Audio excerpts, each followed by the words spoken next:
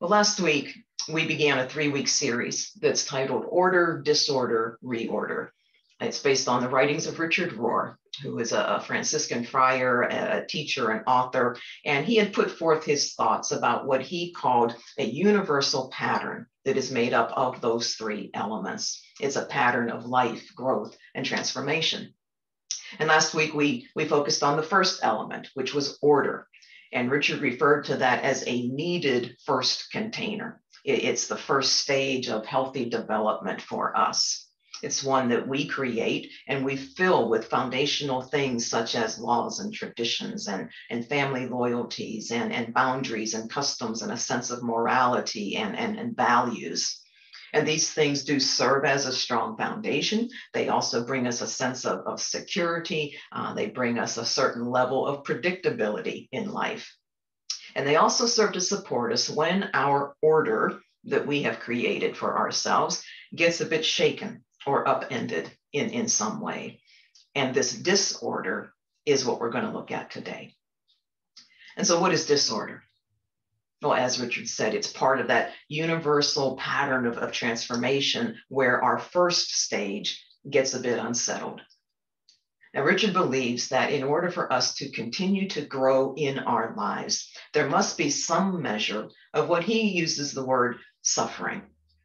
And he notes that this suffering is the experiences we have when something within us dies in order that we can live larger, live bigger, live broader.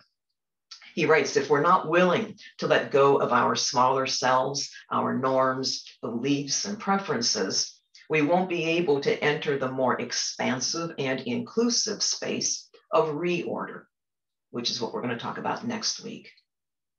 Now, Jesus was a huge component of being open and willing to move through these disorder experiences. In fact, he actually liked to try to create some disorder. You know, his whole ministerial life was an invitation to people to broaden their perspectives, to reprioritize what was important to them, to consider new ways of thinking, of believing, new ways of being, and being more inclusive to those that they saw as being different. So basically, an invitation to simply be open to changing our minds every so often. And not everyone did. Many of the establishment back in that time remained stubborn and fixated on their original order. And it's no different in our world here today. You know, for example, for many years that I was in the Catholic Church, I met and worked with, interacted with many different priests. And while all of them remained true to the church's teachings, there were a few who were at least willing to listen and respect other perspectives, but most were not. Richard himself was not always as open-minded about God and spirituality as he is today. He noted that he initially had problems with the idea of changing his mind. He said he used to think, why should I? Why should I change my mind? I'm baptized, I'm confirmed, I've shared the Eucharist, I'm even ordained. I'm right. He learned that he was someone who was in love with order, original order, and that he was being just as stubborn as many of the people of Jesus's time. But eventually, he came to realize through through reading the teachings of Thomas Merton something about himself. So Merton, if you're not familiar with Thomas Merton, he was a Trappist monk, and he was a scholar of comparative religion. And Rohr talked about how Merton taught that our ideally ordered universe, which Merton called our private salvation projects, he said that would eventually disappoint us if we were being honest.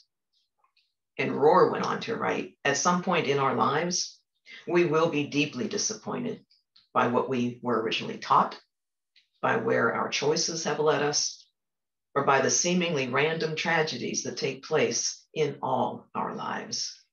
There will be a death, a disease, a disruption to our normal way of thinking or being in the world.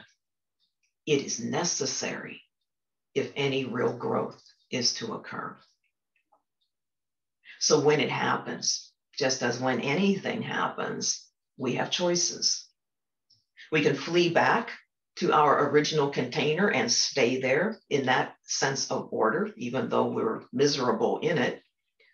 We can give up on there being any universal order at all, or at least one we'd be willing to accept, or we can step into disorder.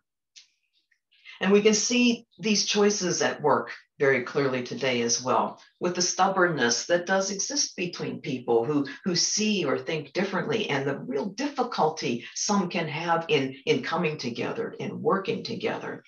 Some don't want to change at all. Others want nothing but change, and sometimes big changes. It's playing out on the national and world stage in our politics and everything that's associated with their policies and processes, but it's also playing out, down in more of the nitty gritty of families and relationships and workplaces and churches, even churches, where there are differences around theology, teachings, governance, policies, procedures, even the mission of the church. Differences around all those things exist within the members of a given congregation. For us here today, for at least the next 15, 20 minutes, we're not going to hold on to that original order with white knuckles and close our minds to anything new or different. And we're also not going to give up on there being a divine, universal pattern of growth and transformation always at work in our lives. We are going to choose option C. We're going to step into disorder, and we're going to learn a little bit about it, and also how we can find our way through it and out of it. So in agreeing to choose option C, what we are agreeing to is that disorder, it must happen to us. And you think about folks who set out on a spiritual path. Each of us are going to come to a point on that path where something happens that we cannot deal with the use of the skill sets and the knowledge we have at that point in time. Even the strongest of willpower is no match for it. And these points on the path, they can show up as people. They can show up as events or occurrences. They can show up as ideas that start coming into our minds that seem foreign at first. They can show up as love or death. These points can show up as God itself. And it's in these places that we can reach what Richard refers to as the edge of our private resources. I tend to use the phrase, the edge of our human resources. We hit that bump in the road. And it's the one that is necessary for us to stumble over and fall in order to make room for spirit to get our attention. And spirit usually gets our attention when it's time to consider changing in some way, when it's time for us to grow and expand our lives in some way. We don't always say, oh, sure, okay, let's go ahead and do that. We don't always say that right away. And again, why would we? Why would we? Richard didn't want to. Why would we want to willingly say, sure, I'm going to leave this wonderful comfort zone that I've been in for such a long time? But if we don't, then we're letting those egocentric parts of ourselves that we talked about last week take control. And forward and upward movement on a spiritual path is one that is all about letting go of control. It is one of surrender. And spiritual surrender. And that is not an act of quitting or giving up or giving in. Spiritual surrender is acknowledging that there is a higher power at work that is greater than just our human self. I often refer to this process of moving myself out of the way so that spirit can drive the bus. And I have to admit that I have found at times that bus going to places that I probably would have avoided if I was still behind the wheel. Those places like vulnerability and weakness and failure and humiliation or shame. But I also know that if I continue to give my energy trying to avoid all of those things, trying to avoid any kind of pain or upset or disorder in my life, they only get stronger. And I end up delaying the whole purpose for being on a spiritual path in the first place, which is to find deeper aspects of my own spirituality. Now, the really good thing about spirit driving the bus is that it has proven, at least to me, to have a much better overall GPS. And this is what I mean by that. Not only does God meet us at the point where we encounter that bump of disorder in our road, not only does God guide us as to how to move through whatever that experience is that we're to have, it also knows how to get us out of disorder. And that's huge, because disorder may be a necessary element in the transformational processes of life, but it is not where we want to pitch a tent and set up a permanent residence. Richard made note of the fact that it's been found that the longer someone stays in that kind of a state of disorder, the more negative and cynical and angry they can become. And all of those qualities, they have the energy, of anti, being against something. And that's not going to, bring about growth and change in us, to just constantly be against something. And Richard wrote that everyone gets tired of critique after a while. We cannot build on exclusively negativity or critical energy. We can only build on life and what we are for, not what we're against. Negativity keeps us in a state of victimhood and or a state of anger. We only become enlightened as the ego dies to its pretenses and we begin to be led by soul and spirit. Now, this disruption or disordering to our lives, to our comfort zones, to our status quo, to our original the innocence in our original containers, it's not only applicable to us as individual people, it's also applicable to institutions, including that of Christianity. And in the spirit of the Lenten season and the life and teachings of Jesus, I wanted to share some of what one of Richard's colleagues had to say about that. His name is Brian McLaren, and he has spent many years imagining what he sees as a new kind of Christianity. So, you can just take a brief moment to think about all the different kinds of Christianity there are, just in the labels, without even getting into the different theologies. But there's New Thought Christianity, right? There is traditional or mainline, mainstream Christianity. There is fundamental Christianity. There is evangelical Christianity. And one that I was reading about shortly after the siege that took place at our nation's capital, where some of those participating in that attack were waving flags with scripture verses on it and Jesus's name on it.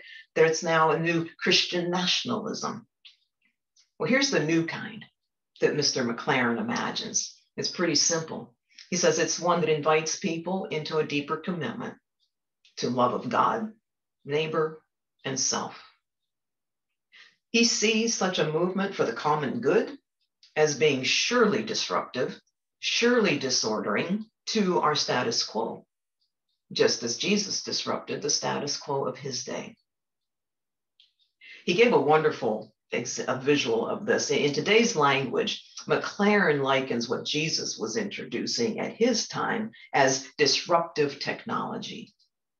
So you start first with thinking about sustaining technologies. Sustaining technologies are those where there's incremental changes taking place. You go from a rotary phone to a touch tone, dial, or you go from a landline to a wireless, phone.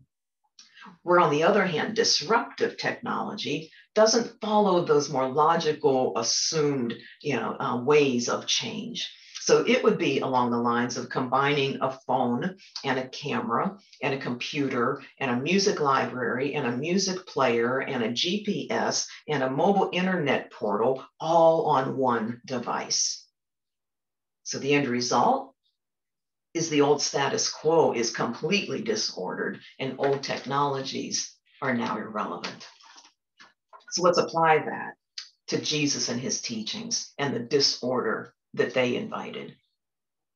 In his day and time, power and importance came from education and status.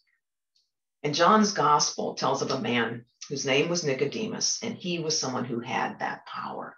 He was a member of the Jewish ruling council of the day. He was a very learned, very scholarly man. And he was also a Pharisee. A Pharisee was a member of an ancient Jewish sect, one that's defined as being distinguished by strict observance of the traditional and written law, and commonly held to have pretensions to superior sanctity. Can you hear those words screaming out of one's original container there? Strict observance, traditional written law, pretensions to superior sanctity. And what did Jesus tell this guy? He said, man, you got to get born again if you want to even think about seeing the kingdom of heaven. All that knowledge, all that status and pretense, it does nothing. It has nothing relative to knowing the kingdom of God. You got to get born again, because this new birth, it was one of the spirit, not of the mind. So you can imagine how that was received by Nicodemus.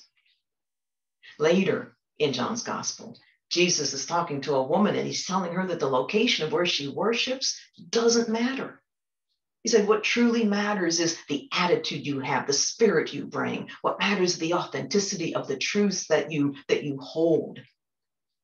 All that did was make all the temples irrelevant. And that storyline can be followed into a later writer of the gospel in the book of 1 Peter. Here, Jesus is wanting to further disrupt life as it was taking place centered in the temples. And it was because his teaching was that God didn't want to dwell in a building made of bricks and cement and mortar and stones, but rather God wanted to dwell within human beings, which McLaren referred to as living stones cemented together by mutual love, honor, and respect. Richard Rohr had a thought about how that kind of disruptive and spiritual liberation begins and could begin again today. And it gets right back to our surrendered entry into disorder. He wrote, it begins with each of us presenting ourselves with all of our doubts and imperfections, presenting ourselves with all of our failures, fears, and flaws to the Spirit. Legs as pillars, our bodies as temples. You, me, everyone, no exceptions. You, me, everyone, no exceptions. I don't think any of us could name anyone or anything that came into your life, my life, everyone's life, with no exceptions, prior to March 11th, 2020. But on March 11th, 2020, all of us could. Because on that day, COVID-19 attained the status of being named a worldwide pandemic. Worldwide. No exceptions.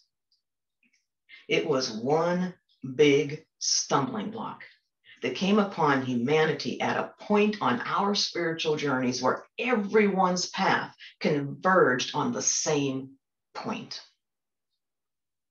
And for the past year, people around this world have collectively experienced and or been witness to so much disruption and so much disorder it brought. This disorder has shown up in different ways for different people.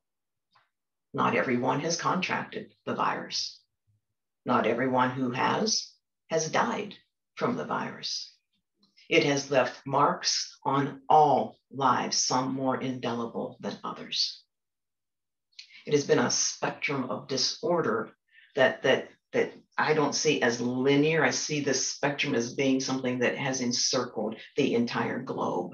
One that, if visualized that way and eyes are open to see it, presents an image of our interconnectedness, presents an image of our interdependence and our responsibility for each other. It presents an image of an unending, unbroken oneness. It has upended our lives. And it has offered us the opportunity to let go of some of that innocence of our former containers of order. And it has also provided us with the opportunity to deepen our own spirituality and heighten our ability to move out of the disorder. You may know of a woman, Rachel Naomi Reman. She's a medical doctor, and she's also the author of several books, whose life was disordered by chronic illness very early in her life, and it affected every aspect of her life. And it led her to dedicating her professional life as a doctor, helping other doctors integrate their hearts and their souls into their clinical practices of caring for those with cancer, and doing so for the sake of healing their patients and for the sake of healing themselves. So much of what she writes about as what she has seen the disruption of cancer bring forth from those patients and from those doctors with whom she works is exactly what I have seen happening now through COVID-19. As we have stood on the edge of our human resources and peered into a seeming abyss in front of us, we have called forth clarity around our lives, questions about things we once thought of as being unchanging, a reevaluation of our core values, a new list, or perhaps a reprioritization of an old list of those things that we do call important. For many of us, there has been a deep dive into our beliefs, a deep dive into our faith. And maybe there's even been a thought of stepping up and being born again into a life that we now see as even holier and fuller of purpose than we ever did before. All of this and more has been in the process of emerging in the midst of chaos. All of this and more has been in the process of emerging in the midst of great pain and deep sorrow and loss. All of this and more has been in the process of emerging in the midst of processing our grief. All of this and more has been able to emerge because of the strength of those unchanging universal truths that are the lasting parts of our original containers of order. All of this and more is patiently waiting. It is patiently waiting, not on the other side of an impassable abyss, but right there, right in front of us, as a sure and steady next step out of disorder and a first step into the experience of a transformational reorder. I'll meet you there next week. God bless you.